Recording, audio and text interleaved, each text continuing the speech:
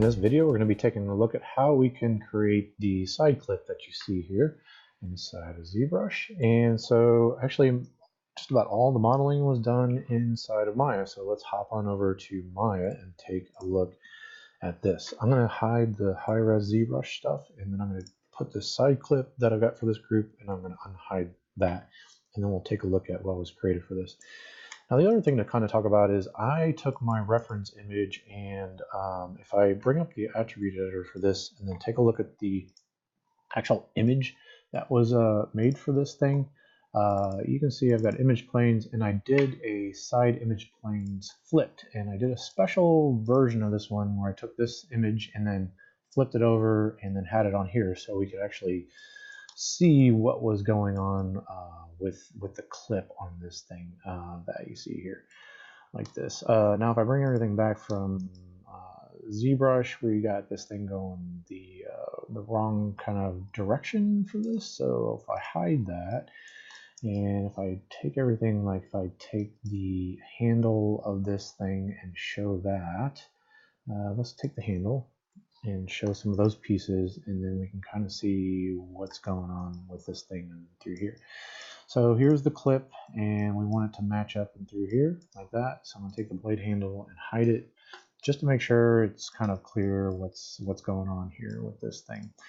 So actually I took the proxy geometry and then kind of repurposed it just a little bit for this, but I had to do an evaluation of the shape and took a look at the reference, and we got some reference in there. If you look in the reference images of this thing, and it's got more of a 3/4 kind of view, and you can kind of get an idea that this is flat, this is kind of raised up like this, it's pushed back in through here, and then it kind of curves in through here like this.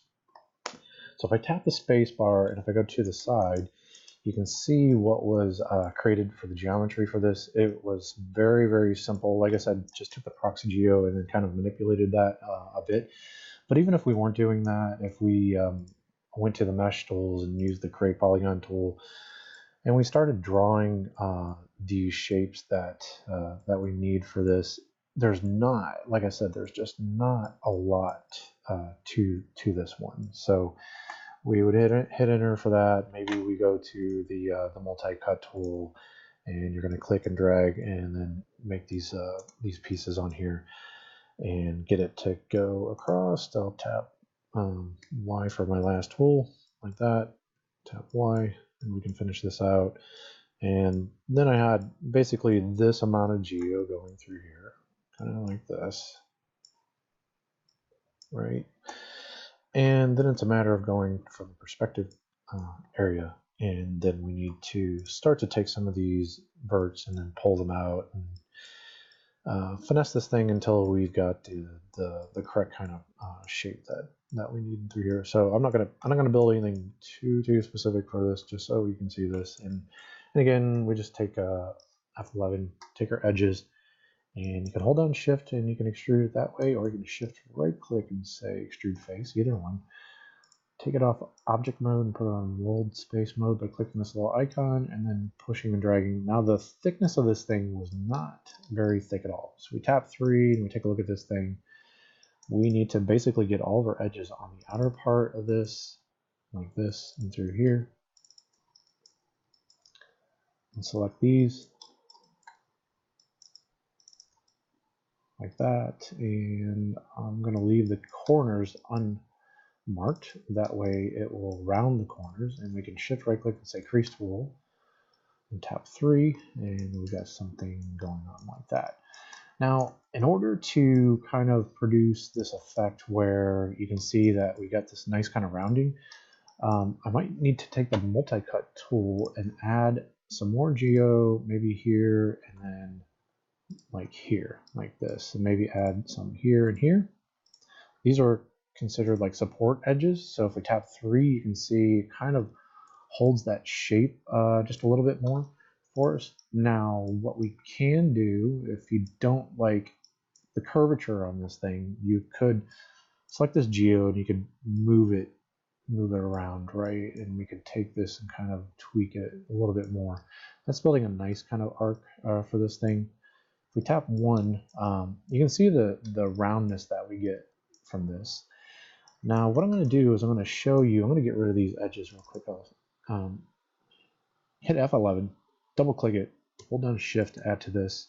Now if I want to get rid of these, I could hit backspace, but it'll leave vertices. So if I hit F9, you see it's got these verts like that. I'm going to hit undo.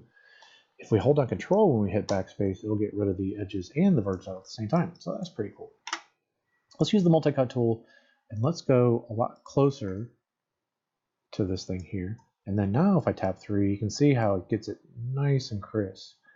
If I hit undo, if we get it even closer, the closer we get to this, the more it's going to be like very more kind of hard edge kind of thing. So you can see that we've got that going on there versus this more kind of smooth kind of arc there. So just depending on what it is that you're trying to create and what the design is for that, you need to kind of pay attention to that, right? And so I just spit this shape out, pulled it into ZBrush, and nothing was actually even done. The geometry was good enough to where I think I just added some divisions to this. So if we turn on the poly frame, you can see that I've got 3 subdivisions to this thing, and it did a little bit of rounding to that. Because before I brought it in, I did the smooth mesh preview. And so this is probably like a level of 2, maybe possibly 3. And then so there's quite a bit of geo in there already. It's got a nice shape to it. And then just adding the subdivisions to it adds just a little bit of rounding to the corners. So some of these pieces you might not even have to go through and do the live boolean thing. Now I didn't punch holes out in here. I thought that might have been overkill because from the reference that I saw, the screws just sit directly on the surface. It didn't look to me like they were punched through and there was a hole. Now if there was a hole there, you would have, and you can see that, we would have to really punch that out if you really wanted to kind of be a bit more accurate. But I think just having the screws just float on top of the surface for this one was going to be okay, and it gave the right kind of impression.